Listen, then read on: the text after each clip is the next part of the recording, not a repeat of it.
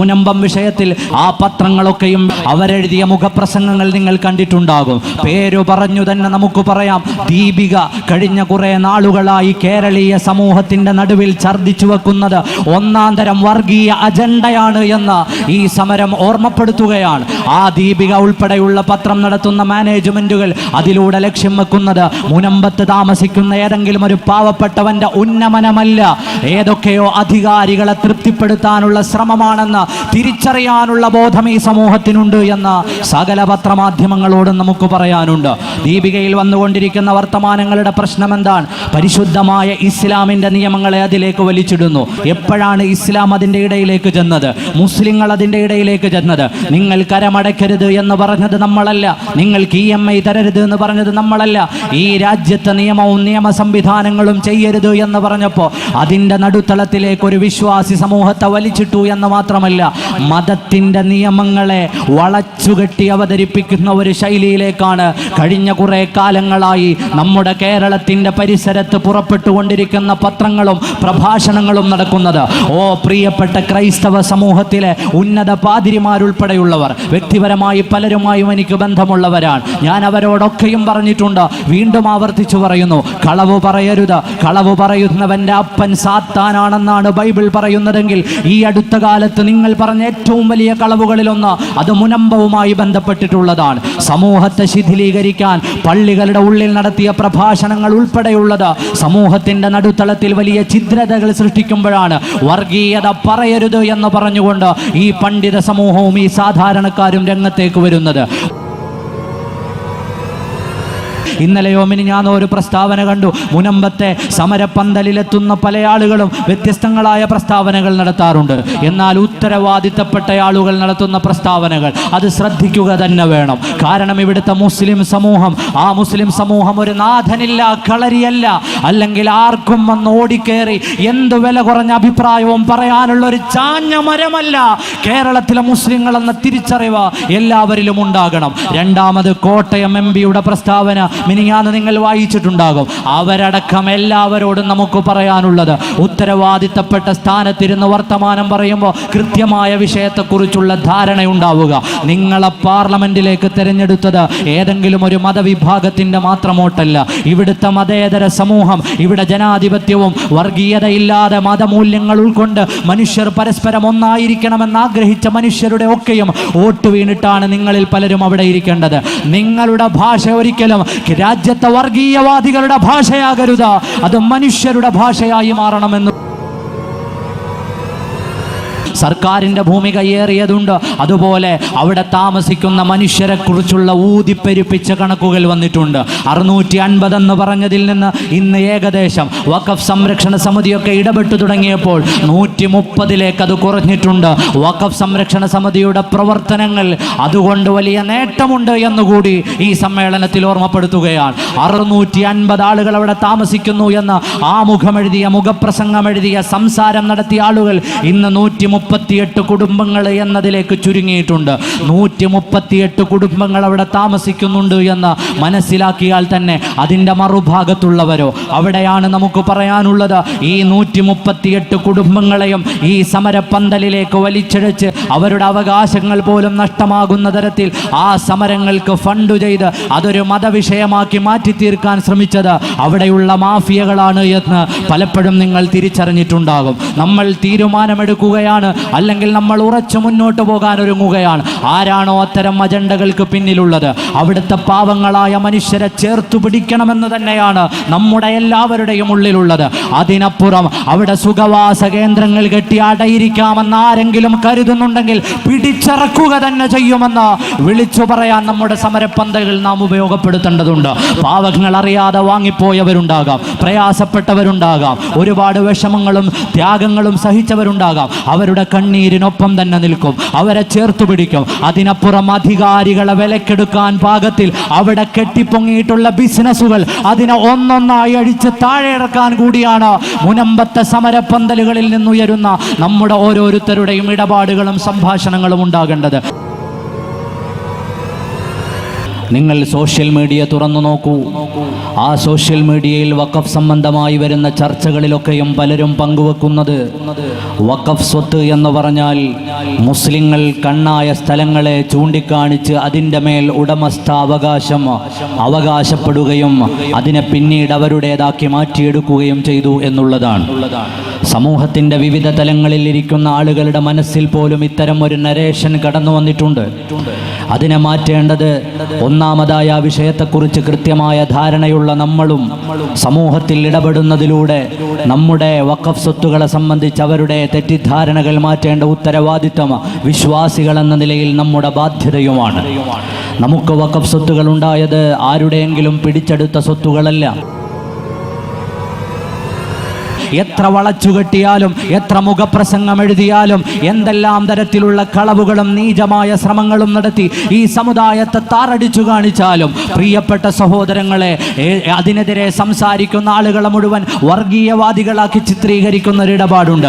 വർഗീയവാദിയാക്കി ചിത്രീകരിക്കുമെന്ന് വിചാരിച്ച് സത്യം പറയാതിരിക്കില്ല എന്ന തിരിച്ചറിവുണ്ടാകണം. വിളിച്ചു പറയുക തന്നെ ചെയ്യും. മുനമ്പത്തത് ശരിയായ വഖഫ് ഭൂമി തന്നെയാണ്. ആരാണ് പറയേണ്ടത്? ആ വഖഫ് ഭൂമിയുമായി ബന്ധപ്പെട്ട് ആധാരം ചെയ്തവർ പറഞ്ഞില്ലേ ഇത് വഖഫാണ് എന്ന്. എത്ര സ്ഥലത്താണ് ആധാരത്തിൽ മെൻഷൻ ചെയ്തിട്ടുള്ളത്? 2007 നിസാർ കമ്മീഷൻ പറഞ്ഞു കേരളത്തിൽ 600-ലേറെ ഏക്കർ വഖഫ് അന്യാധീനപ്പെട്ടു പോയിട്ടുണ്ടെന്ന്. അതിൻ്റെ ഓരോ തുണ്ടും തിരിച്ചു പിടിക്കും വരെ സമരം ചെയ്യുമെന്ന് നാം പ്രതിജ്ഞ എടുക്കേണ്ടതുണ്ട്. കാരണം അത് നമ്മുടെ മുൻഗാമികൾ നമ്മെ ഏൽപ്പിച്ചു പോയതാണ്. അവരുടെ നീയത്ത് ആ ഭൂമിയിൽ സുജൂദ് ചെയ്യണമെന്നാണ്. അതിൽ നിന്ന് കിട്ടുന്ന വരുമാനം കൊണ്ട് ഇവിടുത്തെ സമൂഹത്തിന് വളർച്ചയുണ്ടാകണമെന്നാണ്.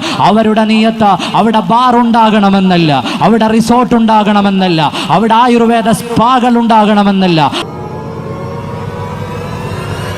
മുനമ്പം വഖഫ് വിഷയവുമായി ബന്ധപ്പെട്ട വർഗീയ നുണപ്രചരണങ്ങൾക്കെതിരെ വഖഫ് സംരക്ഷണ വേദി പറവൂർ വൈപ്പിൻ മേഖലാ കമ്മിറ്റി സംഘടിപ്പിച്ച മുനമ്പം വഖഫ് 404.76 ഏക്കർ ഭൂമി കയ്യേറ്റം സത്യവും മിഥ്യയും എന്ന പ്രോഗ്രാമിലെ പൊതുസമ്മേളന വേദിയിൽ അൽ ഉസ്താദ് ഡോക്ടർ ഹാഫിദ് ജുനൈദ് ജൗഹരി അൽ ഹസനി, ചീഫ് ഇമാം, ആലങ്ങാട് ജുമാ മസ്ജിദ്, ഇദ്ദേഹം നടത്തിയ പ്രൗഢോജ്വല പ്രഭാഷണം നമുക്കിനി പൂർണ്ണമായി കേൾക്കാം.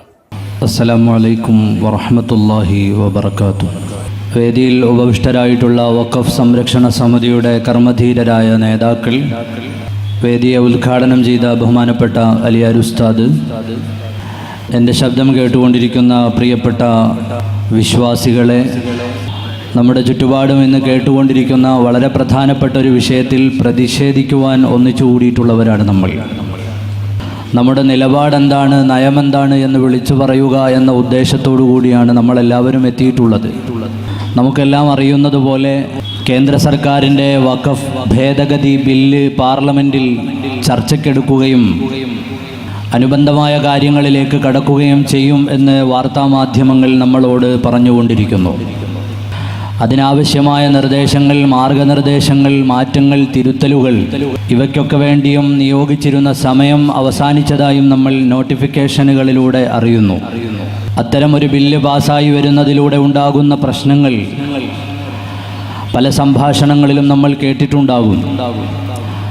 ഒന്നാമതായി, നമ്മുടെ ഭരണഘടന നമുക്കെല്ലാവർക്കും വെച്ചു നീട്ടുന്ന മതസ്വാതന്ത്ര്യവും മതത്തെ പ്രചരിപ്പിക്കുവാനും അതിൻ്റെ പോഷക സമൃദ്ധമായ മുന്നേറ്റത്തിനാവശ്യമായ ഇടപെടലുകൾ നടത്തുവാനും എല്ലാമുള്ള അവകാശം നമ്മുടെ ഭരണഘടന ഇന്ത്യ രാജ്യത്തെ ഓരോ പൗരനും നൽകുന്നുണ്ട്. അതിൻ്റെ ഉള്ളിൽ നിന്നുകൊണ്ട് മുസ്ലിം സമൂഹം നമ്മുടെ ആരാധനകളും ചിട്ടകളും നാമുമായി ബന്ധപ്പെട്ട വളർച്ചകളും വികാസങ്ങളും അടയാളപ്പെടുത്തുന്നതിന് വേണ്ടി എപ്പോഴും ഉപയോഗപ്പെടുത്തുന്ന വഖഫ് സ്വത്തുകൾ, നമുക്കെങ്ങനെയാണ് ഇത്രയേറെ വഖഫ് സ്വത്തുകൾ ഉണ്ടായത്? ഇന്ത്യൻ റെയിൽവേയും കരസേനയും ഒക്കെ കഴിഞ്ഞാൽ രാജ്യത്തിൻ്റെ കണ്ണായിടങ്ങളിൽ വ്യത്യസ്തങ്ങളായ സ്ഥലങ്ങളിൽ നമുക്ക് വഖഫ് സ്വത്തുകളുണ്ട്. ഈ വഖഫ് സ്വത്തുകളെക്കുറിച്ച് വ്യാപകമായ തെറ്റിദ്ധാരണകൾ നിലനിൽക്കുന്ന കാലത്ത് വിശ്വാസികളെന്ന നിലയിൽ നമ്മൾ ഓരോരുത്തരും അറിഞ്ഞിരിക്കേണ്ടതും സമൂഹത്തോട് പറയേണ്ടതുമായ ഉത്തരവാദിത്തമുള്ള ചില വർത്തമാനങ്ങളുണ്ട്. നിങ്ങൾ സോഷ്യൽ മീഡിയ തുറന്നു നോക്കൂ. ആ സോഷ്യൽ മീഡിയയിൽ വഖഫ് സംബന്ധമായി വരുന്ന ചർച്ചകളിലൊക്കെയും പലരും പങ്കുവെക്കുന്നത് വഖഫ് സ്വത്ത് എന്ന് പറഞ്ഞാൽ മുസ്ലിങ്ങൾ കണ്ണായ സ്ഥലങ്ങളെ ചൂണ്ടിക്കാണിച്ച് അതിൻ്റെ മേൽ അവകാശപ്പെടുകയും അതിനെ പിന്നീട് അവരുടേതാക്കി മാറ്റിയെടുക്കുകയും ചെയ്തു എന്നുള്ളതാണ്. സമൂഹത്തിൻ്റെ വിവിധ തലങ്ങളിൽ ഇരിക്കുന്ന ആളുകളുടെ മനസ്സിൽ പോലും ഇത്തരം ഒരു നരേഷൻ കടന്നു വന്നിട്ടുണ്ട്. അതിനെ മാറ്റേണ്ടത് ഒന്നാമതായ ആ വിഷയത്തെക്കുറിച്ച് കൃത്യമായ ധാരണയുള്ള നമ്മളും സമൂഹത്തിൽ ഇടപെടുന്നതിലൂടെ നമ്മുടെ വഖഫ് സ്വത്തുകളെ സംബന്ധിച്ച് അവരുടെ തെറ്റിദ്ധാരണകൾ മാറ്റേണ്ട ഉത്തരവാദിത്തം വിശ്വാസികൾ എന്ന നിലയിൽ നമ്മുടെ ബാധ്യതയുമാണ്. നമുക്ക് വഖഫ് സ്വത്തുകൾ ഉണ്ടായത് ആരുടെയെങ്കിലും പിടിച്ചെടുത്ത സ്വത്തുകളല്ല. നമുക്ക് വഖഫ് സ്വത്തുകൾ ഉണ്ടായത് ഈ രാജ്യത്ത് ജീവിച്ചിരുന്ന നമ്മുടെ മുൻ തലമുറ പാരത്രികമായ മോക്ഷം ലക്ഷ്യമാക്കി വെച്ചുകൊണ്ട് അവരുടെ അടുത്ത തലമുറയുടെ വികാസത്തിന് പരിശുദ്ധമായ ദീനിനു വേണ്ടി സമർപ്പിച്ചതാണ് നമ്മുടെ നാടുകളിൽ ഇന്ന് നിലനിൽക്കുന്ന വഖഫ് സ്വത്തുകൾ. ഇസ്ലാമിൻ്റെ ഒരു ശൈലി തന്നെ അങ്ങനെയാണല്ലോ. പരിശുദ്ധമായ ദീൻ അപരൻ്റെ കണ്ണീര് തുടയ്ക്കാനും പാവങ്ങളെ കൈപിടിക്കാനും അതുപോലെ തന്നെ സ്വന്തം സ്വത്തിൽ നിന്ന് ആർജിച്ചെടുത്ത സ്വത്തിൽ നിന്ന് പാവങ്ങൾക്ക് വിതരണം ചെയ്യാനും നിർബന്ധിതമായി സമൂഹത്തോട് അവകാശപ്പെട്ട ദർശനമാണ്. നമുക്കെല്ലാവർക്കും അറിയാം, പരിശുദ്ധമായ റമദാൻ സമാഗതമാകുമ്പോഴും അല്ലാത്തപ്പോഴുമൊക്കെ നമ്മൾ വ്യത്യസ്തങ്ങളായ സക്കാത്തിൻ്റെ പ്രവർത്തനങ്ങളിൽ ഏർപ്പെടാറുണ്ട്. എങ്ങനെയാണ് സക്കാത്ത് കൊടുക്കുന്നത്? നമ്മുടെ എല്ലാവരുടെയും സ്വത്ത്, നാം വിയർപ്പൊഴുക്കി കഷ്ടപ്പെട്ടു നേടിയ സ്വത്തിൻ്റെ 2.5% സമൂഹത്തിലെ അധസ്ഥിതരായ പാവങ്ങളായ മനുഷ്യർക്ക് പങ്കുണ്ട് എന്ന് പഠിപ്പിച്ച മനോഹരമായ ഒരു ദർശനത്തെ ഫോളോ ചെയ്യുന്നത് കൊണ്ടാണ് പാവങ്ങളായ ആളുകൾക്കുള്ള വിഹിതം അവരുടെ അവകാശമാണെന്ന് തിരിച്ചറിഞ്ഞ് നാം അവരുടെ വീടുകളിലേക്ക് എത്തിച്ചു കൊടുക്കുന്നത്, അവരുടെ കൈകളിലേക്ക് അതിൻ്റെ സക്കാത്തുമായി ബന്ധപ്പെട്ട വിഹിതങ്ങളെ എത്തിച്ചു കൊടുക്കുന്നത്. ഇങ്ങനെ ധനം കൈകാര്യം ചെയ്യുന്ന സ്ഥലങ്ങളിൽ വ്യത്യസ്തങ്ങളായ അഭിപ്രായങ്ങളെ, നിർദ്ദേശങ്ങളെ, സമൂഹത്തിൻ്റെ വളർച്ചയെ, വികാസത്തെ പരിശുദ്ധമായ ദീൻ അടയാളപ്പെടുത്തുന്നു. അങ്ങനെ വരുമ്പോൾ നമ്മുടെ സമൂഹത്തിൽ ജീവിച്ചിരിക്കുന്ന വലിയ സ്വത്തുവകകളുള്ള ഒരു മനുഷ്യൻ അദ്ദേഹത്തിൻ്റെ പാരത്രികമായ ലക്ഷ്യത്തെ മാത്രം കാംക്ഷിച്ചുകൊണ്ട്, പടച്ചവൻ്റെ പ്രീതിയെ കാംക്ഷിച്ചുകൊണ്ട് സമൂഹത്തിലെ അടുത്ത ഒരു വിഭാഗത്തിൻ്റെ വളർച്ചയ്ക്ക്, വികാസത്തിന്, ഉന്നമനത്തിന്, മനുഷ്യരുടെ നന്മയെ ലക്ഷ്യമാക്കിക്കൊണ്ടാണ് വഖഫ് സ്വത്തുകൾ വഖഫായി നൽകിയിട്ടുള്ളത്. അത് എമ്പാടും സ്വത്തുകൾ നമ്മുടെ രാജ്യത്തുണ്ട്. കേരളത്തിൻ്റെ കണക്ക് പറഞ്ഞാൽ തന്നെ നമുക്ക് ആ വഖഫ് സ്വത്തിൻ്റെ വികാസങ്ങളും വിശാലതയും മനസ്സിലാകും. പ്രിയപ്പെട്ടവരെ, അതിലെത്രയോ അധികമാണ് നമ്മളെക്കാൾ 10 ഇരട്ടിയിലധികം വരുന്ന മുസ്ലിങ്ങൾ താമസിക്കുന്ന രാജ്യത്തിൻ്റെ വ്യത്യസ്തങ്ങളായ ഇടങ്ങളിൽ, പ്രത്യേകിച്ച് മുഗൾ ഭരണത്തിൻ്റെ, മുസ്ലിം ഭരണാധികാരികളുടെ ഇന്നലകളുടെ ചരിത്ര പാരമ്പര്യത്തെയും പ്രൗഢിയെയും അടയാളപ്പെടുത്തുന്ന ഇടങ്ങളിലൊക്കെയുള്ള വഖഫ് സ്വത്തുകളെന്ന് നമ്മൾ മനസ്സിലാക്കേണ്ടതുണ്ട്. ഈ വഖഫ് സ്വത്തുകൾ ഒരാളിൽ നിന്നും പിടിച്ചെടുത്തതല്ല, സ്വന്തമായി അധ്വാനിച്ചുണ്ടാക്കിയ, സ്വന്തമായ ഉടമസ്ഥാവകാശത്തിന് കീഴിലുള്ള ഒരു വസ്തുവല്ലാതെ വഖഫ് ചെയ്യാൻ അനുമതിയില്ല. ആ തെറ്റിദ്ധാരണ സമൂഹത്തോട് നമ്മൾ വിളിച്ചു പറയേണ്ടതുണ്ട്. എൻ്റെ കയ്യിൽ, എൻ്റെ കൈവശം, എൻ്റെ പോക്കറ്റിലിരിക്കുന്ന പേന എനിക്ക് പടച്ചവൻ്റെ മാർഗത്തിലേക്ക് നൽകാം. പക്ഷേ ഈ വേദിയിലിരിക്കുന്ന ബഹുമാനപ്പെട്ട ഏതെങ്കിലും പണ്ഡിതന്മാരുടെ പോക്കറ്റിലിരിക്കുന്ന പേനയിലേക്ക് നോക്കി ഞാൻ അവരെ ആദരിക്കുന്നത് കൊണ്ട്, അവരെൻ്റെ സുഹൃത്തുക്കളായതുകൊണ്ട്, നിങ്ങളൊക്കെ എന്നെ കേൾക്കുന്നത് കൊണ്ട് നിങ്ങളുടെ പോക്കറ്റിലിരിക്കുന്ന പേന അത് ദൈവത്തിൻ്റെ മാർഗത്തിലേക്ക് ഞാൻ നിയ്യത്ത് ചെയ്ത് സംഭാവന ചെയ്തു എന്ന് പറഞ്ഞാൽ അത് ഇസ്ലാമിൻ്റെ നിയമപ്രകാരം, ഇസ്ലാമിക് ജുറിസ്പ്രുഡൻസ് പ്രകാരം അതിനെ വഖഫായി പരിഗണിക്കുകയില്ല. അവിടെയാണ് കൃത്യമായി വിഷയം അറിയേണ്ടത്. ഉടമസ്ഥാവകാശം കൃത്യമായി നിർണയിക്കപ്പെട്ടതിനെ തങ്ങളുടെ പാരത്രിക അവകാശങ്ങൾക്ക് വേണ്ടി നീക്കിവെച്ച മുൻഗാമികൾ, ആ മുൻഗാമികൾ ബാക്കി വെച്ചതാണ് ഇവിടെ മുസ്ലിം സമൂഹത്തിൻ്റെ കൈകളിലുള്ളതെല്ലാം.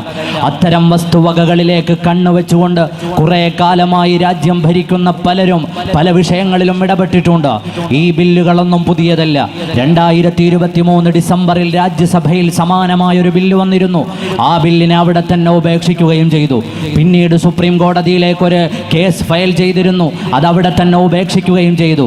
നിരന്തരമായ പരീക്ഷണങ്ങളുടെ ഉള്ളിൽ വർഗീയതയുടെ ലബോറട്ടറികളിൽ എങ്ങനെ ഇവിടുത്തെ ന്യൂനപക്ഷങ്ങളെ കീറിമുറിക്കാമെന്ന വിചാരധാരകൾക്കൊടുവിലാണ് ഇത്തരം സംവിധാനങ്ങൾ നമ്മുടെ പാർലമെന്റിലേക്ക് വരുന്നത്. പെട്ടെന്നൊരു ദിവസം പൊട്ടിമുളച്ചു വീണതാണ് എന്നാരും സ്വപ്നം കാണേണ്ടതില്ല. അതിൻ്റെ എല്ലാം പിന്നിൽ കൃത്യമായ ചരിത്രങ്ങളുണ്ട്. ഈ വഖഫ് വഖഫ് സ്വത്തുകൾ മുസ്ലിങ്ങളുടെ അധീനതയിലുള്ള വഖഫ് സ്വത്തുകളെ പിടിച്ചെടുക്കുവാനും അതിൻ്റെ മേലെയുള്ള മുസ്ലിങ്ങളുടെ അവകാശങ്ങളെ നശിപ്പിക്കുവാനുമുള്ള ശ്രമങ്ങൾ വളരെ നാൾ മുമ്പേ തന്നെ ആരംഭിച്ചിട്ടുണ്ട്. സാധാരണ ഒരു കേസ് പോലെയല്ല. രണ്ട് വ്യക്തികൾ തമ്മിലുണ്ടാകുന്ന പ്രശ്നത്തിൽ സാധാരണ കോടതികൾ ഇടപെടുകയും നിയമ നടപടികൾ സ്വീകരിക്കുകയും ചെയ്യുമെങ്കിൽ രാജ്യമെമ്പാടും ചിതറിക്കിടക്കുന്ന വഖഫ് സ്വത്തുകളുടെ പിന്നിൽ കൃത്യമായ ഒരു ഇൻറ്റൻഷൻ ഉള്ളതുകൊണ്ട്, ആ നീയത്തിനനുസരിച്ച് അത് ക്രയവിക്രയം ചെയ്യണം എന്നുള്ളതുകൊണ്ട്, അതുപോലെ അത് ദൈവിക മാർഗത്തിലേക്ക് ചേർത്തു വെച്ചതായതുകൊണ്ട് സാധാരണ ഒരു വസ്തു കൈകാര്യം ചെയ്യുന്നത് പോലെയല്ല. എൻ്റെ വസ്തു ഞാൻ കൈകാര്യം ചെയ്യുന്നത് പോലെയല്ല. പടച്ചവന്റെ മാർഗത്തിലേക്ക് ചേർക്കപ്പെട്ട ഒരു വസ്തുവിൻ്റെ കൈകാര്യം. അതിനുവേണ്ടിയാണ് നമ്മുടെ രാജ്യത്ത് കുറേ നാളുകൾ മുമ്പ് ഏകദേശം 3/4 നൂറ്റാണ്ടുകാലമായി വഖഫുമായി ബന്ധപ്പെട്ട വിവിധ ബോർഡുകൾ നിലവിലുള്ളത്. അതിൻ്റെ പ്രവർത്തനം, ഈ സ്വത്തുകളുടെ സംരക്ഷണവും ഇതിൻ്റെ ക്രയവിക്രയവും ഇതുമായി ബന്ധപ്പെട്ട തുടർ നടപടികളും ആരെങ്കിലും കൈവശം വെച്ചിട്ടുണ്ടെങ്കിൽ അതിൽ നിന്ന് പിടിച്ചെടുത്ത് ആരാണോ വഖഫ് ചെയ്തയാൾ അയാളുടെ നീയത്തിനനുസൃതമായി അത് ഉപയോഗപ്പെടുത്തലും തുടങ്ങി ധാരാളം ചിട്ടവട്ടങ്ങളുള്ള ബോർഡുകളെ രൂപപ്പെടുത്തിയതിൻ്റെ പിന്നിൽ ഈ ലക്ഷ്യങ്ങളാണുള്ളത്. അല്ലാതെ വഖഫ് ബോർഡ് രാജ്യത്തിൻ്റെ ഉള്ളിൽ രൂപീകരിക്കപ്പെട്ട മറ്റൊരു മതസംഘടനയോ മത ബോഡിയോ സംവിധാനമോ അല്ല. രാജ്യത്തിൻ്റെ ഭരണഘടനയ്ക്കുള്ളിൽ നിന്നുകൊണ്ട് തന്നെയാണ് രാജ്യത്തെ വഖഫ് ബോർഡ് നിലവിലുള്ളത്, അതിൻ്റെ പ്രവർത്തനങ്ങളും നിലവിലുള്ളത്. കേന്ദ്രം അവതരിപ്പിക്കുന്ന വഖഫ് ബില്ല് രാജ്യത്തെ ഭരണഘടന നമുക്ക് നൽകുന്ന അവകാശങ്ങളെ നിഷേധിക്കുകയാണ്. ഈ ബില്ലുകൾ പാസ്സായി വരുന്നതിലൂടെ വഖഫ് സ്വത്തുകളിലേക്ക് പലർക്കും അന്യാധീനമായി കടന്നു വരാം. ഏതൊരു സ്വത്തും ചൂണ്ടിക്കാണിച്ചിട്ട് ഇത് ഞങ്ങളുടേതാണെന്ന് പറയാം, ഇത് ഞങ്ങൾക്ക് അവകാശപ്പെട്ടതാണെന്ന് പറയാം, വേണമെങ്കിൽ കോടതിയിൽ പോകാൻ പറയാം. അവിടെയാണ് വഖഫ് ട്രൈബ്യൂണലുകൾക്കപ്പുറം സാധാരണ കോടതിയിലേക്ക് എത്തുമ്പോൾ പല കേസുകൾക്കും സംഭവിച്ച രൂപാന്തരം എന്തായിരുന്നു എന്ന് നമുക്ക് കൃത്യമായി ബോധമുള്ളതാണ്. ഈ വഖഫ് സംവിധാനങ്ങളെ പൊളിച്ചു കളഞ്ഞ് ആർക്കും ആരുടെയും സ്വത്തിനെ കൈകാര്യം ചെയ്യാവുന്ന അവസ്ഥയിലേക്ക് എത്തുമ്പോൾ അതിൻ്റെ പിന്നിൽ അപകടങ്ങൾ ഒരുപാടുണ്ട്. ഈ നമ്മുടെ നാട്ടിലെ വ്യത്യസ്തങ്ങളായ ഇടങ്ങളിലെ കണ്ണായ ഭൂമികൾ രാജ്യത്തെ ഏതെങ്കിലുമൊക്കെ അംബാനിമാർക്ക്, അദാനിമാർക്ക് അല്ലെങ്കിൽ വർഗീയതയ്ക്ക് കുടപിടിക്കുന്ന മനുഷ്യർക്ക് പതിച്ചു കൊടുക്കുന്ന ശൈലി രാജ്യത്ത് ഈ അടുത്ത കാലത്തായി കാണുന്നുണ്ട്. അയോധ്യയുടെ സമീപത്ത് ബഫർ സോണുകളായി പ്രഖ്യാപിച്ച ചില സ്ഥലങ്ങളുണ്ട്. ഹൈന്ദവ സഹോദരങ്ങൾ എൻ്റെ പ്രസംഗം കേൾക്കുന്നുവെങ്കിൽ നിങ്ങൾക്ക് ഗൂഗിൾ ചെയ്ത് നോക്കാം. സരയൂ നദിയുടെ തീരത്ത്, അയോധ്യയുടെ തീരത്ത് വ്യത്യസ്തങ്ങളായ ഇടങ്ങൾ ആരാധനകൾക്ക് അല്ലെങ്കിൽ ആരാധനകളുമായി ബന്ധപ്പെട്ട് ഹൈന്ദവർ പവിത്രമായി കണ്ടിരുന്ന പല പ്രദേശങ്ങളും ബഫർ സോണുകളായി പ്രഖ്യാപിച്ചിട്ട് അത് ആർക്കാണ് കൊടുത്തത്? ഹൈന്ദവ സമൂഹത്തിന് ആരാധനയ്ക്ക് വിട്ടുകൊടുത്തതല്ല. അത് അംബാനിക്കും രാകേഷ് മിത്തലിനും വിറ്റ കാഴ്ചയാണ് നമ്മുടെ രാജ്യത്ത് കാണുന്നതെങ്കിൽ, ഒന്നാമതും രണ്ടാമതും മൂന്നാമതുമായി നമുക്ക് പറയാനുള്ളത്, രാജ്യത്തെ പാർലമെന്റിന്റെ ഉള്ളിൽ അവതരിപ്പിക്കുന്ന ഈ ബില്ലുകൾ രാജ്യത്തിന്റെ കണ്ണായ സ്ഥലത്ത് ഏതൊക്കെയോ ഭൂമാഫിയയുടെ താല്പര്യങ്ങൾക്ക് വേണ്ടി അവതരിപ്പിക്കുന്നതാണ്. അത് അനുവദിച്ചു തരാൻ ഈ രാജ്യത്തെ പൗരന്മാർക്ക് മനസ്സില്ല എന്ന് പ്രഖ്യാപിക്കുന്നതാണ് സമരം. പ്രിയപ്പെട്ട സഹോദരങ്ങൾ തിരിച്ചറിയേണ്ടതുണ്ട്. രണ്ടാമതായി നമ്മൾ ശരിയായി ഇത്തരം വിഷയങ്ങളെ വായിക്കുകയും നമ്മുടെ നാട്ടിലെ വഖഫ് സ്വത്തുകളെ സംരക്ഷിക്കുന്നതിൽ മുന്നിട്ടിറങ്ങുകയും ചെയ്യുക. നമ്മുടെ സമീപത്ത് മുനമ്പം കുറേ ദിവസങ്ങളായി പുകഞ്ഞുകൊണ്ടിരിക്കുന്നതിൻ്റെ വർത്തമാനം നമ്മളെല്ലാവരും കേൾക്കുന്നതാണ്. ആ വിഷയ സംബന്ധമായി മറ്റു പല ചർച്ചകളും ഇവിടെ നടന്നിട്ടുണ്ട്. അവിടെ നമ്മൾ ശ്രദ്ധിക്കേണ്ട ചില വിഷയങ്ങളെ കുറിച്ചാണ് എൻ്റെ സംസാരം ഇനി കടന്നു പോകുന്നത്. പ്രിയപ്പെട്ട സഹോദരങ്ങളെ, 1964 മുതൽ കേസുമായി ബന്ധപ്പെട്ട് മുനമ്പത്തെ ഈ ഭൂമി ചർച്ചകളിലുണ്ട്. നമുക്കെല്ലാവർക്കും അറിയാം. പറവൂർ കോടതി പറഞ്ഞ വിധിയുണ്ട്, അതിൻ്റെ മേലെ ഹൈക്കോടതികൾ പറഞ്ഞ വിധിയുണ്ട്. ഇങ്ങനെ വ്യത്യസ്തങ്ങളായ കോടതികൾ പലതവണ ഇടപെട്ടിട്ടുണ്ട്. ആലോചിച്ചു നോക്കൂ, ഈ കാലമത്രയും ഇതിലൊന്നും മതം കടത്തി കയറ്റിയിട്ടില്ലാത്തവർ എന്തിൻ്റെ പേരിലായിരിക്കും 2024 ആകുമ്പോഴേക്ക് 2020കളുടെ ശേഷം ഈ തർക്കങ്ങളുടെ നടുവിലേക്ക് മതത്തെ വലിച്ചു കൊണ്ടുവന്നിട്ടുള്ളത്? അത് നമ്മുടെ രാജ്യത്ത് നടമാടിക്കൊണ്ടിരിക്കുന്ന പുതിയ സംഭവ വികാസങ്ങളിലേക്കുള്ള ചൂണ്ടുപലകയാണ്. എല്ലാത്തിനും അപ്പുറം മതത്തെ അവതരിപ്പിച്ചുകൊണ്ട് ആ മതത്തിൻ്റെ പിന്നാലെ വർഗീയ ധ്രുവീകരണങ്ങൾ സൃഷ്ടിച്ചുകൊണ്ട് ശരിയായ സത്യങ്ങളിൽ നിന്ന് ഒളിച്ചോടാനുള്ള ശ്രമമാണ് നടത്തുന്നതെങ്കിൽ മുനമ്പം ഭൂമി ഉൾപ്പെടെയുള്ള വിഷയങ്ങളിലെ കേസുകൾ എൻ്റെ സാധാരണക്കാരായ ആളുകൾ ശ്രദ്ധിച്ചു മനസ്സിലാക്കുക. ആ കേസുമായി ബന്ധപ്പെട്ട പ്രശ്നങ്ങൾ ഇന്ന് തുടങ്ങിയതല്ല, 2020 തുടങ്ങിയതല്ല, 2010 തുടങ്ങിയതല്ല. ആ ഭൂമി വഖഫ് ചെയ്ത് വർഷങ്ങൾക്കുള്ളിൽ തന്നെ അവിടെ താമസിച്ചിരുന്ന 14 ആളുകൾ കേസുമായി ബന്ധപ്പെട്ട് രംഗത്തുണ്ട്. അന്നൊന്നും മതത്തെ വലിച്ചു കൊണ്ടുവരാത്ത ആളുകൾ ഇന്ന് അതിൻ്റെ മറവിലൂടെ മതത്തെ കൊണ്ടുവന്ന് മതത്തെ ഇഞ്ചക്ട് ചെയ്ത് രണ്ട് സമൂഹങ്ങളെ തമ്മിലടിപ്പിക്കുവാനുള്ള കൃത്യമായ അജണ്ടയാണ് നടപ്പിലാക്കുന്നത് എന്ന് ശരിയായി സമൂഹം മനസ്സിലാക്കേണ്ടതുണ്ട്. അവിടെ താമസിക്കുന്ന ആളുകൾക്ക് കരമൊടുക്കാതിരിക്കാൻ ഏത് മുസ്ലിം സംഘടനയാണ് ഇവിടുത്തെ സർക്കാരിനോട് ആവശ്യപ്പെട്ടിട്ടുള്ളത്? അവിടെ താമസിക്കുന്ന ആളുകൾ ലോണുകൾക്ക് ചെല്ലുമ്പോൾ ഏത് മുസ്ലിം സംഘടനയുടെ നേതാവാണ് ആ ലോൺ പാസ്സാകാതിരിക്കാൻ അവിടെ ചെന്നു നിന്നത്? ആലോചിച്ചു നോക്കൂ. ഈ കാലം അത്രയും അവർക്ക് കരമടയ്ക്കാൻ കഴിയാത്തത്, അല്ലെങ്കിൽ ലോൺ എടുക്കാൻ കഴിയാത്തത്, ഒരു മൊബൈൽ ഫോൺ പോലും EMI വാങ്ങാൻ ആ പ്രദേശത്തിന്റെ അവസ്ഥ പറയുമ്പോൾ സാധിക്കുന്നില്ല എന്ന് പറയുന്നവരില്ലേ? ആരാണത് തടഞ്ഞത്? കേരളത്തിലെ ഒരു മുസ്ലിം സംഘടനയുമല്ല. ഇവിടുത്തെ നിയമം വഴി വ്യവസ്ഥാപിതമായ നിയമം വഴി സ്ഥാപിതമായ നിയമ സംവിധാനങ്ങളാണ് ഇത്രകാലവും ആ ഭൂമിയിൽ എന്തോ പ്രശ്നമുണ്ട് എന്ന് പറഞ്ഞിരുന്നത്. അല്ലാതെ മുസ്ലിങ്ങളല്ല എന്ന തിരിച്ചറിവ് ഒന്നാമതുണ്ടാകേണ്ടതുണ്ട്. നമ്മളാരും അവിടെ ചെന്നിട്ട് അവിടെയുള്ള മനുഷ്യർക്ക് കരമടയ്ക്കാതിരിക്കാൻ, അല്ലെങ്കിൽ മറ്റേതെങ്കിലും അവകാശങ്ങൾ നിഷേധിക്കാൻ ഇന്ന് വരെ ഒരു മുസ്ലിം സംഘടന അങ്ങനെ അവിടെ ചെന്നിട്ട് മനുഷ്യത്വ വിരുദ്ധമായി പെരുമാറിയതിൻ്റെ ഒരു വർത്തമാനവും സമൂഹത്തിൻ്റെ മുമ്പിൽ അവതരിപ്പിക്കാൻ കഴിയുകയില്ല. പ്രിയപ്പെട്ട സഹോദരങ്ങളെ, അതുകൊണ്ടാണ് ഞാൻ ആമുഖമായി പറഞ്ഞു വെച്ചത്, ഈ സമരങ്ങളും ഈ കേസുകളും ഇതൊക്കെയും മുന്നേ നടന്നെങ്കിലും അത് വർഗീയമായിരുന്നില്ല. അതിൻ്റെ പിന്നിലേക്ക് വർഗീയതയെ കൊണ്ടുവന്ന് അതിൻ്റെ മറവിലൂടെ മറ്റെന്തൊക്കെയോ താല്പര്യങ്ങളെ കൂട്ടിക്കുഴയ്ക്കുകയാണ്. അവിടെ വീണ്ടും നമുക്ക് ചിലത് ചർച്ച ചെയ്യാനുള്ളത്. പ്രിയപ്പെട്ട സഹോദരങ്ങൾ, ആലോചിച്ചു നോക്കൂ. നമ്മുടെ കേരളത്തിൽ വിവിധങ്ങളായ മുസ്ലിം പത്രങ്ങളുണ്ട്. ആ പത്രങ്ങളൊക്കെയും മുനമ്പം വിഷയത്തിൽ കൃത്യമായ നിലപാടുകൾ സ്വീകരിക്കുന്നവയാണ്. അവരെഴുതിയ മുഖപ്രസംഗങ്ങൾ നിങ്ങൾ കണ്ടിട്ടുണ്ടാകും. പേരു പറഞ്ഞു തന്നെ നമുക്ക് പറയാം, ദീപിക കഴിഞ്ഞ കുറെ നാളുകളായി കേരളീയ സമൂഹത്തിന്റെ നടുവിൽ ഛർദ്ദിച്ചു വെക്കുന്നത് ഒന്നാം തരം വർഗീയ അജണ്ടയാണ് എന്ന് ഈ സമരം ഓർമ്മപ്പെടുത്തുകയാണ്. ആ ദീപിക ഉൾപ്പെടെയുള്ള പത്രം നടത്തുന്ന മാനേജ്മെന്റുകൾ അതിലൂടെ ലക്ഷ്യം വെക്കുന്നത് മുനമ്പത്ത് താമസിക്കുന്ന ഏതെങ്കിലും ഒരു പാവപ്പെട്ടവന്റെ ഉന്നമനമല്ല, ഏതൊക്കെയോ അധികാരികളെ തൃപ്തിപ്പെടുത്താനുള്ള ശ്രമമാണെന്ന് തിരിച്ചറിയാനുള്ള ബോധം ഈ സമൂഹത്തിനുണ്ട് എന്ന് സകല പത്രമാധ്യമങ്ങളോടും നമുക്ക് പറയാനുണ്ട്. ദീപികയിൽ വന്നുകൊണ്ടിരിക്കുന്ന വർത്തമാനങ്ങളുടെ പ്രശ്നം എന്താണ്? പരിശുദ്ധമായ ഇസ്ലാമിന്റെ നിയമങ്ങളെ അതിലേക്ക് വലിച്ചിടുന്നു. ഞാൻ അതുകൊണ്ടാണ് ആമുഖം പറഞ്ഞു വെച്ചത്. എപ്പോഴാണ് ഇസ്ലാം അതിൻ്റെ ഇടയിലേക്ക് ചെന്നത്? മുസ്ലിങ്ങൾ അതിൻ്റെ ഇടയിലേക്ക് ചെന്നത്. നിങ്ങൾ കരമടയ്ക്കരുത് എന്ന് പറഞ്ഞത് നമ്മളല്ല, നിങ്ങൾക്ക് EMI തരരുത് എന്ന് പറഞ്ഞത് നമ്മളല്ല, ഈ രാജ്യത്തെ നിയമവും നിയമ സംവിധാനങ്ങളും ചെയ്യരുത് എന്ന് പറഞ്ഞപ്പോൾ അതിൻ്റെ നടുത്തളത്തിലേക്ക് ഒരു വിശ്വാസി സമൂഹത്തെ വലിച്ചിട്ടു എന്ന് മാത്രമല്ല, മതത്തിൻ്റെ നിയമങ്ങളെ വളച്ചുകെട്ടി അവതരിപ്പിക്കുന്ന ഒരു ശൈലിയിലേക്കാണ് കഴിഞ്ഞ കുറേ കാലങ്ങളായി നമ്മുടെ കേരളത്തിൻ്റെ പരിസരത്ത് പുറപ്പെട്ടുകൊണ്ടിരിക്കുന്ന പത്രങ്ങളും പ്രഭാഷണങ്ങളും നടക്കുന്നത്.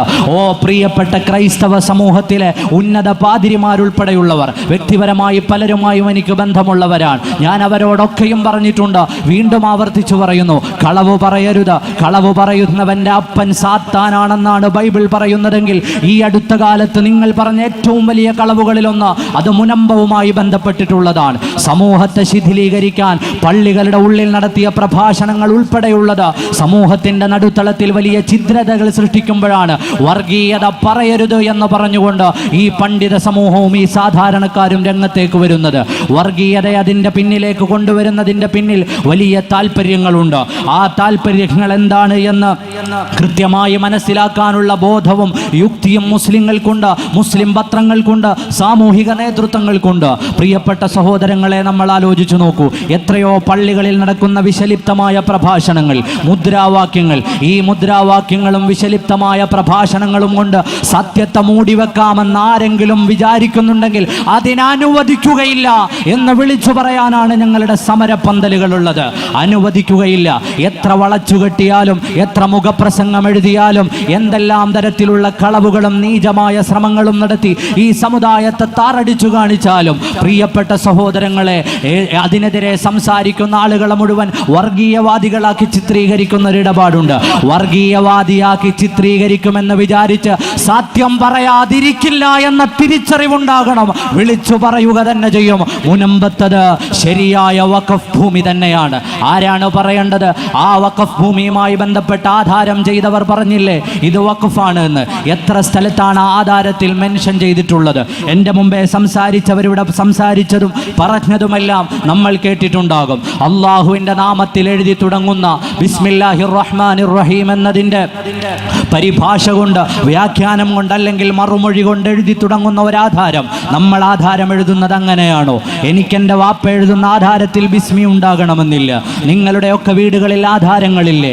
അപ്പോൾ അതിൻ്റെ പിന്നിലുള്ള കൃത്യമായ ചിന്തയും വിചാരവും അള്ളാഹുവിൻ്റെ മാർഗത്തിൽ നൽകുക എന്നുള്ളത് തന്നെയാണ്. അതുകൊണ്ടാണ് ആ ആധാരം ബിസ്മി കൊണ്ട് ആരംഭിക്കുകയും വിവിധങ്ങളായ ഇടങ്ങളിൽ ബിസ്മില്ലാഹിർ റഹ്മാനിർ റഹീം എന്നതുകൊണ്ട് തുടങ്ങി വെക്കുന്ന ആധാരം വഖഫാണ് എന്ന് കൃത്യമായി പറഞ്ഞു വെക്കുകയും ചെയ്യുന്നത്. ആ ആധാരം രജിസ്റ്റർ ചെയ്യപ്പെട്ട രജിസ്റ്റർ ഓഫീസ് ഇവിടെയുണ്ട്, അല്ലാതെ മുനമ്പത്തെ ഭൂമി ആകാശത്തുനിന്ന് പൊട്ടി വീണതല്ല.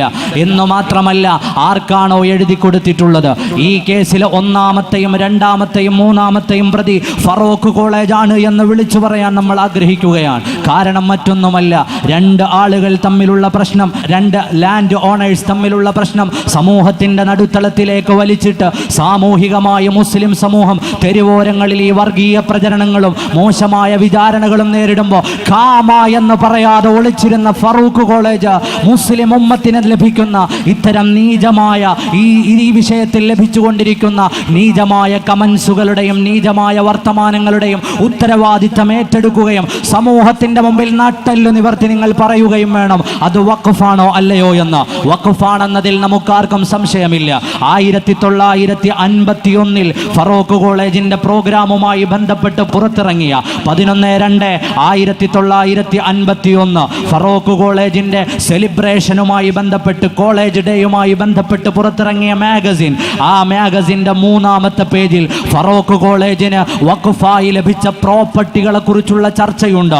ആ ചർച്ചയുടെ 4-ാമത്തെ ഖണ്ഡികയിൽ കാണാം, പള്ളിപ്പുറം എസ്റ്റേറ്റ് 404.76 ഏക്കർ ഈ ഭൂമി വഖഫായി നമുക്ക് ലഭിച്ചിട്ടുള്ളതാണ് എന്നതിൻ്റെ രേഖ 951 ഫറൂഖ് കോളേജിൽ നടന്ന കോളേജ് ഡേയുമായി ബന്ധപ്പെട്ട പ്രോഗ്രാമിൽ അവർ പറഞ്ഞിട്ടുണ്ട്. പിന്നീട് പല കോടതി വ്യവഹാരങ്ങളിലും അവർ ഇത്തരം വിഷയങ്ങൾ സംസാരിച്ചിട്ടുണ്ട്.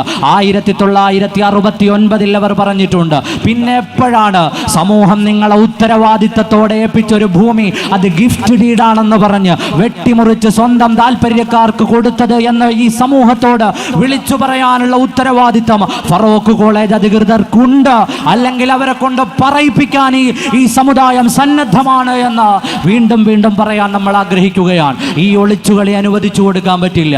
ഒരു വിഭാഗം പറയുന്നു അത് വഖഫല്ല, ഒരു വിഭാഗം പറയുന്നു അത് ഗിഫ്റ്റ് ഡീഡാണ്, ഒരു വിഭാഗം പറയുന്നു അത് മറ്റെന്തെല്ലാമാണ്. പ്രിയപ്പെട്ട സഹോദരങ്ങളെ, വഖഫായിരിക്കുമ്പോൾ ഒരു പ്രസ്ഥാനത്തിന് മാത്രമല്ല, ഈ ഒരു സമൂഹത്തിന് മുഴുവനും അനുഭവിക്കാനുള്ള ഒരു വേദി, അല്ലെങ്കിൽ അനുഭവിക്കാൻ കഴിയുന്ന തരത്തിലുള്ള ഒരു സംവിധാനത്തെയാണ് ഇത്തരത്തിൽ സ്ഥാപിത താല്പര്യങ്ങൾക്കോ സ്വന്തം ഇഷ്ടങ്ങൾക്കോ അനുസരിച്ച് വെട്ടിമുറിച്ചിട്ടുള്ളത്. വഖഫ് സംരക്ഷണ വേദിയുടെ മുന്നിൽ നിന്ന് നമുക്ക് പ്രതിജ്ഞ എടുക്കേണ്ടതുണ്ട്. മുനമ്പത്തെ മാത്രം ഭൂമിയല്ല. 2007 നിസാർ കമ്മീഷൻ പറഞ്ഞു, കേരളത്തിൽ 600-ലേറെ ഏക്കർ വഖഫ് അന്യാധീനപ്പെട്ടു പോയിട്ടുണ്ടെന്ന്. അതിൻ്റെ ഓരോ തുണ്ടും തിരിച്ചു പിടിക്കും വരെ സമരം ചെയ്യുമെന്ന് നാം പ്രതിജ്ഞ എടുക്കേണ്ടതുണ്ട്. കാരണം അത് നമ്മുടെ മുൻഗാമികൾ നമ്മെ ഏൽപ്പിച്ചു പോയതാണ്. അവരുടെ നീയത്ത് ആ ഭൂമിയിൽ സുജൂദ് ചെയ്യണമെന്നാണ്. അതിൽ നിന്ന് കിട്ടുന്ന വരുമാനം കൊണ്ട് ഇവിടുത്തെ സമൂഹത്തിന് വളർച്ചയുണ്ടാകണമെന്നാണ്. അവരുടെ നീയത്ത് അവിടെ ബാർ ഉണ്ടാകണമെന്നല്ല, അവിടെ റിസോർട്ട് ഉണ്ടാകണമെന്നല്ല, അവിടെ ആയുർവേദ സ്പാകൾ ഉണ്ടാകണമെന്നല്ല, അവിടെ മറ്റേതെങ്കിലും താല്പര്യങ്ങൾ ഉണ്ടാകണമെന്നല്ല. ആ സമൂഹത്തിന്റെ നീയത്ത്, മുൻഗാമികളുടെ നീയത്തിനെ നെഞ്ചോട് ചേർത്ത് പിടിക്കാൻ കഴിയുന്ന ആവേശം നമ്മുടെ ഹൃദയത്തിൽ ഉണ്ടാകണമെന്ന് ഈ സമ്മേളനം നിങ്ങൾ ഓരോരുത്തരോടും ആവശ്യപ്പെടുകയാണ്. പ്രിയപ്പെട്ട സഹോദരങ്ങളെ, ഈ സത്യങ്ങളെ നമ്മൾ തിരിച്ചറിയേണ്ടതുണ്ട്. എന്തുകൊണ്ടാണെന്നറിയില്ല, വിവിധങ്ങളായ സമയങ്ങളിൽ ഈ മുത്തവല്ലി പദവിയായി, അല്ലെങ്കിൽ ഈ വഖഫിനെ നോക്കി നടത്തേണ്ട പദവിയുള്ള ഈ ഫറൂഖ് കോളേജ് ഈ ആധാരത്തെയും ഈ ക്രയവിക്രയത്തെയും ഒക്കെ വളരെ നിസ്സാരമാക്കി സമൂഹത്തിന് ലഭിക്കേണ്ട ഈ ആനുകൂല്യങ്ങളെ നഷ്ടപ്പെടുത്തിയത് എന്ന് നാം വളരെ സങ്കടത്തോടെ ചിന്തിക്കുകയും അവരിൽ നിന്ന് കൃത്യമായ ഉത്തരം വേണമെന്ന് നമുക്ക് ശാഠ്യമുണ്ടാവുകയും വേണം. കാരണം അവരെയാണല്ലോ ഇത് നോക്കാൻ ഏൽപ്പിച്ചത്. ഇടയ്ക്ക് ചില നരേഷനുകളൊക്കെ കണ്ടു, വഖഫ് വെക്കുമ്പോൾ അതിൽ ചില ക്ലോസുകൾ വെക്കാൻ പാടില്ല അത്രേ. ഈ വേദിയിൽ എത്രയോ പണ്ഡിതന്മാരുണ്ട്. ഹനഫി മദ്ഹബ് പ്രകാരം ഈ കച്ചി മേമൻ വിഭാഗത്തിൽപ്പെട്ട ഈ സിദ്ദീഖ് സേട്ട് എഴുതി ചേർത്തിരിക്കുന്ന വഖഫ് ആധാരത്തിൽ ആ മദ്ഹബിന്റെ നിയമങ്ങൾക്ക് പുറത്തോ അല്ലെങ്കിൽ വഖഫ് അല്ലാതെ ആകുന്നതോ ആയ ഒരു ക്ലോസും വന്നിട്ടില്ല. എന്ന് എന്ന് മാത്രമല്ല ശാഫിഈ മദ്ഹബ് പ്രകാരവും അതിന് പ്രശ്നങ്ങളൊന്നുമില്ല. വാഖിഫിന് തൻ്റെ ഉദ്ദേശം നടന്നില്ലെങ്കിൽ ആ സ്വത്ത് തിരിച്ചെടുക്കാനുള്ള അവകാശം നമ്മുടെ പരിശുദ്ധമായ ഇസ്ലാമിലെ വ്യത്യസ്തങ്ങളായ മദ്ഹബുകൾ നൽകുന്നുണ്ട്. അതുമാത്രമാണ് അദ്ദേഹം എഴുതി ചേർത്തിട്ടുള്ളത്. ആ ക്ലോസുകൾ കാണിച്ച് മുസ്ലിം സമൂഹത്തിൻ്റെ ഭൂമി ഒന്നടങ്കം തട്ടിയെടുക്കാമെന്ന് ആരെങ്കിലും വിചാരിക്കുന്നുണ്ടെങ്കിൽ ആ വിചാരവും മാറ്റിവെച്ചേക്കൂ എന്ന് പറയാനാണ് നമ്മൾ ആഗ്രഹിക്കുന്നത്. അങ്ങനെ ചില ക്ലോസുകളുടെ പേരിൽ അത് വഖഫല്ല എന്ന് പറയാൻ ആരെയും നമ്മൾ ചുമതലപ്പെടുത്തിയിട്ടില്ല. അതിൻ്റെ മതപരമായ നിയമം പറയണമെങ്കിൽ പണ്ഡിതന്മാർ പറയും. പ്രിയപ്പെട്ട സഹോദരങ്ങൾ, അത് തിരിച്ചറിയുക. പലരും ഇന്ന് അതിലെ ക്ലോസുകൾ വെച്ചിട്ട് അതിലൂടെ ലഭിച്ചിട്ടുള്ള ഭൂമി അത് തൻ്റെ പിന്മുറക്കാർക്ക് തിരിച്ചെത്തുമെന്നോ അല്ലെങ്കിൽ തിരിച്ചു കിട്ടണമെന്നോ ഒക്കെ പറയുന്ന ഭാഗങ്ങൾ ഉപയോഗപ്പെടുത്തി അള്ളാഹുവിൻ്റെ പരിശുദ്ധമായ ദീനിൻ്റെ മതത്തിൽ നിന്ന് അല്ലെങ്കിൽ ആ മതനിയമങ്ങളിൽ നിന്ന് അടർത്തി മാറ്റിയെടുക്കാൻ ശ്രമിക്കുകയാണ്. രണ്ടാമത് നമ്മൾ തിരിച്ചറിയേണ്ടത്, ഒരു സ്വത്ത് വഖഫ് ചെയ്യുന്നതോടെ അതിൻ്റെ പൂർണ്ണമായ ഉത്തരവാദിത്തം അള്ളാഹുവിലേക്ക് ഏൽപ്പിക്കുകയാണ്. പിന്നെ അത് നോക്കി നടത്തുക എന്ന ഉത്തരവാദിത്തം മാത്രമാണ് അവിടെ ഫറൂഖ് കോളേജിനുള്ളത്. അഥവാ ആ കോളേജ് ഇല്ലാതെയായാൽ ആ ഭൂമി തിരിച്ചു വരുന്നത് ആരിലേക്കാണ്? ഈ സിദ്ദീഖ് സേട്ടടക്കമുള്ളവരുടെ കുടുംബത്തിലേക്ക് തിരിച്ചു വരുമെന്ന് പറഞ്ഞാൽ അവരുടെ സ്വകാര്യ സ്വത്തായി വരും എന്നല്ല, മറിച്ച് അള്ളാഹുവിൻ്റെ മാർഗത്തിൽ വഖഫ് ചെയ്ത ഭൂമിയുടെ നോട്ടം, ഉത്തരവാദിത്തം, കൈകാര്യകർത്തൃത്വം അവരിലേക്ക് മടങ്ങി വരും എന്നാണ് അതിൻ്റെ ആശയം. ആ ആശയത്തെ കൃത്യമായി നാം മനസ്സിലാക്കുകയും പഠിക്കുകയും വിശാലമായി ചർച്ച ചെയ്യുകയും ചെയ്യേണ്ടതുണ്ട്. കേരളീയ പരിസരത്ത് ഒരുപാട് തെറ്റിദ്ധാരണകൾക്ക് വിധേയമായി കൊണ്ടിരിക്കുന്ന ഒരു വിഷയം. ആ വിഷയത്തെ രമ്യമായി പരിഹരിക്കണമെന്ന് ആഗ്രഹിക്കാത്ത ഒരു മുസ്ലിമും എൻ്റെ ശബ്ദം കേൾക്കുന്നില്ല. നമുക്കെല്ലാവർക്കുമുള്ള ആഗ്രഹം അതുതന്നെയാണ്. അവിടെ പാവങ്ങളായ ആളുകൾ പലരും വഞ്ചിക്കപ്പെട്ടിട്ടുണ്ട്. ആരാണോ വഞ്ചിച്ചത് അവരിൽ നിന്ന് അർഹമായ പ്രതിഫലം വാങ്ങിക്കൊടുക്കണമെന്ന് പറയാത്ത ഒരു മനുഷ്യനും ഈ കൂട്ടത്തിലില്ല. പ്രിയപ്പെട്ട സഹോദരങ്ങളെ, ആ കൂട്ടത്തിലുള്ള പാവങ്ങളായ മനുഷ്യരെ ആരാണോ പറ്റിച്ചിട്ടുള്ളത്, ആരാണോ അവർക്ക് വ്യാജമായ അധികാരങ്ങളും വ്യാജമായ പ്രമാണങ്ങളും ചമച്ചു നൽകിയത്, അവരെ സമൂഹത്തിൻ്റെ മുമ്പിൽ വിചാരണ ചെയ്യുക തന്നെ വേണം. അവിടെയും നമ്മൾ ആലോചിച്ചു നോക്കൂ. സർക്കാരിൻ്റെ ഭൂമി കയ്യേറിയതുണ്ട്. അതുപോലെ അവിടെ താമസിക്കുന്ന മനുഷ്യരെ കുറിച്ചുള്ള ഊതിപ്പെരുപ്പിച്ച കണക്കുകൾ വന്നിട്ടുണ്ട്.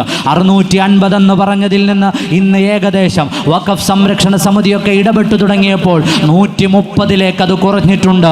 വഖഫ് സംരക്ഷണ സമിതിയുടെ പ്രവർത്തനങ്ങൾ അതുകൊണ്ട് വലിയ നേട്ടമുണ്ട് എന്നുകൂടി ഈ സമ്മേളനത്തിൽ ഓർമ്മപ്പെടുത്തുകയാണ്. 600 ആളുകൾ 650 ആളുകൾ അവിടെ താമസിക്കുന്നു എന്ന് ആമുഖമെഴുതിയ, മുഖപ്രസംഗമെഴുതിയ, സംസാരം നടത്തിയ ആളുകൾ ഇന്ന് 138 കുടുംബങ്ങൾ എന്നതിലേക്ക് ചുരുങ്ങിയിട്ടുണ്ട്.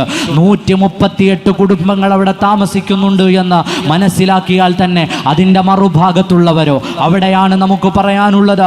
ഈ 138 കുടുംബങ്ങളെയും ഈ സമരപ്പന്തലിലേക്ക് വലിച്ചിഴച്ച് അവരുടെ അവകാശങ്ങൾ പോലും നഷ്ടമാകുന്ന തരത്തിൽ ആ സമരങ്ങൾക്ക് ഫണ്ട് ചെയ്ത് അതൊരു മതവിഷയമാക്കി മാറ്റി തീർക്കാൻ ശ്രമിച്ചത് അവിടെയുള്ള മാഫിയകളാണ് എന്ന് പലപ്പോഴും നിങ്ങൾ തിരിച്ചറിഞ്ഞിട്ടുണ്ടാകും. നമ്മൾ തീരുമാനമെടുക്കുകയാണ്, അല്ലെങ്കിൽ നമ്മൾ ഉറച്ചു മുന്നോട്ട് പോകാൻ ഒരുങ്ങുകയാണ്.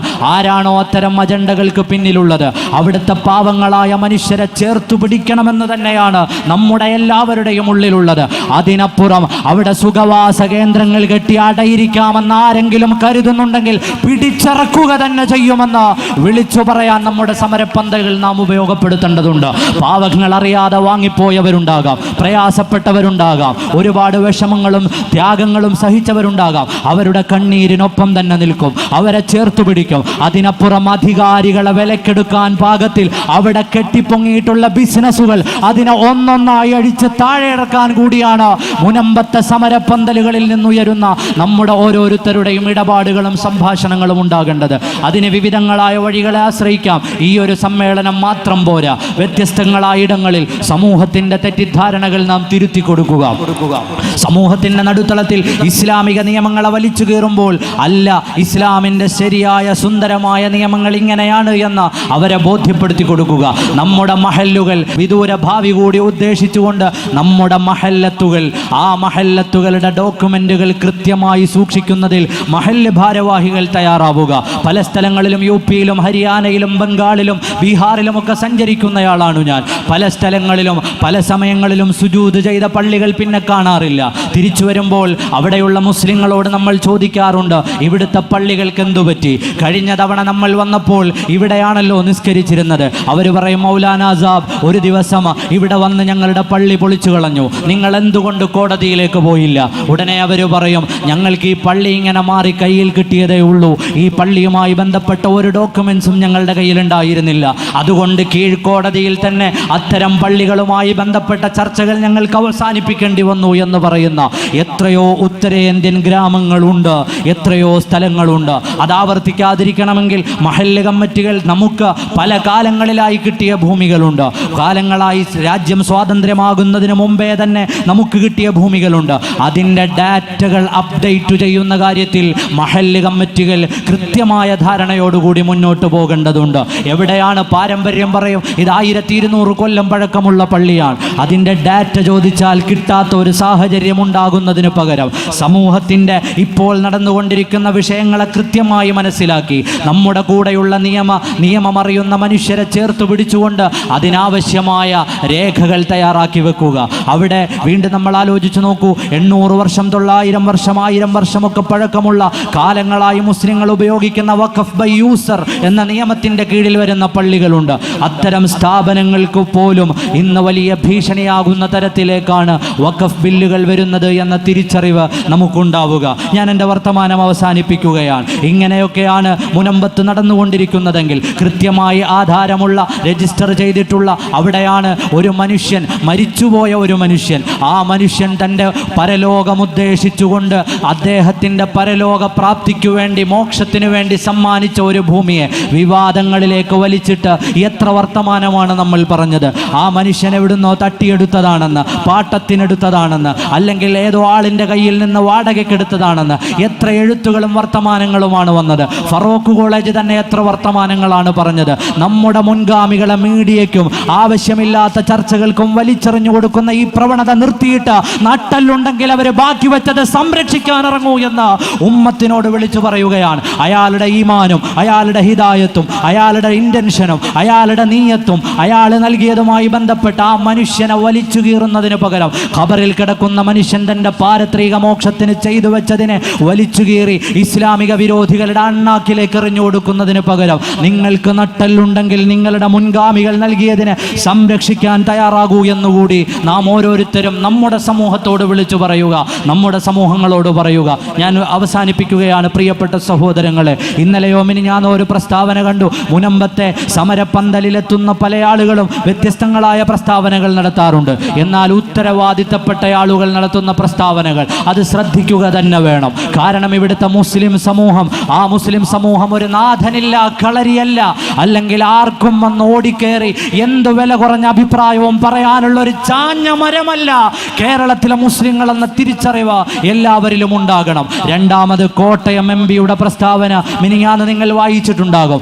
അവരടക്കം എല്ലാവരോടും നമുക്ക് പറയാനുള്ളത്, ഉത്തരവാദിത്തപ്പെട്ട സ്ഥാനത്തിരുന്ന് വർത്തമാനം പറയുമ്പോൾ കൃത്യമായ വിഷയത്തെക്കുറിച്ചുള്ള ധാരണയുണ്ടാവുക. നിങ്ങളെ പാർലമെന്റിലേക്ക് തിരഞ്ഞെടുത്തത് ഏതെങ്കിലും ഒരു മതവിഭാഗത്തിൻ്റെ മാത്രം വോട്ടല്ല. ഇവിടുത്തെ മതേതര സമൂഹം, ഇവിടെ ജനാധിപത്യവും വർഗീയതയില്ലാതെ മതമൂല്യങ്ങൾ ഉൾക്കൊണ്ട് മനുഷ്യർ പരസ്പരം ഒന്നായിരിക്കണമെന്ന് ആഗ്രഹിച്ച മനുഷ്യരുടെ ഒക്കെയും വോട്ട് വീണിട്ടാണ് നിങ്ങളിൽ പലരും അവിടെ ഇരിക്കേണ്ടത്. നിങ്ങളുടെ ഭാഷ ഒരിക്കലും രാജ്യത്തെ വർഗീയവാദികളുടെ ഭാഷയാകരുത്, അത് മനുഷ്യരുടെ ഭാഷയായി മാറണമെന്നുകൂടി ഓർമ്മപ്പെടുത്താൻ ആഗ്രഹിക്കുകയാണ്. മുസ്ലിം സമൂഹം, മുസ്ലിം സമൂഹത്തിലെ സംഘടനകൾ, മുസ്ലിം സമൂഹത്തിൻ്റെ മഹല്ലുകൾ ഒറ്റക്കെട്ടായി ഇത്തരം വിഷയങ്ങളിൽ സമൂഹത്തെ തേജോവധം ചെയ്യുകയും തെരുവോരങ്ങളിലൂടെ തെറി വിളിച്ച് പ്രകടനം നടത്തുകയും ചെയ്യുന്ന ഈ അവസരത്തിൽ എല്ലാവരും ഉറക്കം വെടിഞ്ഞ് രംഗത്തേക്ക് വന്ന ഈ വിഷയത്തെ എൻ്റെ വിഷയമായി ഏറ്റെടുക്കുവാനുള്ള ഊർജവും ആർജവവും എല്ലാവരിലും ഉണ്ടാകണമെന്ന് ഈ പന്തലും ഈ പ്രഖ്യാപന സമ്മേളനങ്ങളും ഈ പൊതുസമ്മേളനങ്ങളും ഓർമ്മപ്പെടുത്തുന്നുണ്ട്. അല്ലാഹു സുബ്ഹാനഹു വ തആല നമുക്കെല്ലാവർക്കും അതിനുള്ള തൗഫീഖ് നൽകുമാറാകട്ടെ. സത്യത്തോടൊപ്പം നിലകൊള്ളുക, നീതിയോടൊപ്പം നിലകൊള്ളുക. നമ്മൾ ന്യായത്തോടൊപ്പമായതുകൊണ്ടാണ് ഇതര മത സുഹൃത്തുക്കൾ പോലും നമ്മുടെ വിഷയങ്ങളിൽ, നമ്മുടെ വേദികളിൽ വന്ന് സംസാരിച്ചു കൊണ്ടിരിക്കുന്നത്.